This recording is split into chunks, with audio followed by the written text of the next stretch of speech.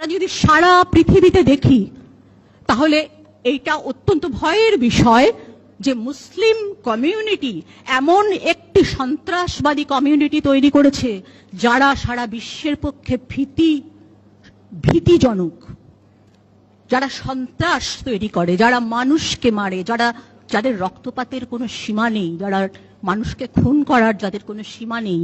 এই মহিলার নাম হচ্ছে তিলোত্তমা মজুমদার। ইনি একজন লেখিকা আর শিক্ষিকাও। তো ইনি কোন ধরনের শিক্ষা দেয় সমাজে সে তো কথাতেই বুঝতে পারা যাচ্ছে। ইনি গোটা মুসলিম কমিউনিটিটাকে বলছে সন্ত্রাসবাদী। এর আগে একটা টাকলা বলেছিল হিন্দুতে, ওটাও গুরু ছিল।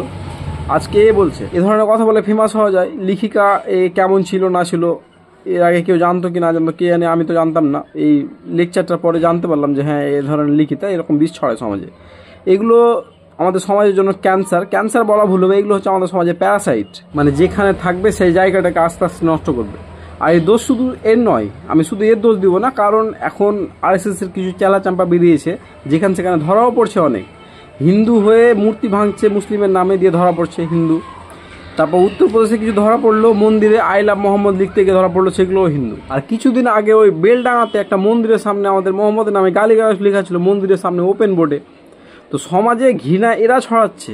আমি সব হিন্দুকে বলছি না, কিছু কুলাঙ্গার আছে যারা এগুলো করছে আর এরা ব্লেম করছে মুসলিমদেরকে। আর যদি গোটা দেশের কথা বলা যায় তাহলে ফিলিস্তিনে কত মুসলিমদেরকে ওপেনভাবে কিল করা হলো, ছোট ছোট বাচ্চাদেরকে গুলি মেরে মেরে হত্যা করা হলো, হসপিটাল নষ্ট করে দেওয়া হলো। এগুলো ওই ম্যাডাম দেখতে পাচ্ছে না।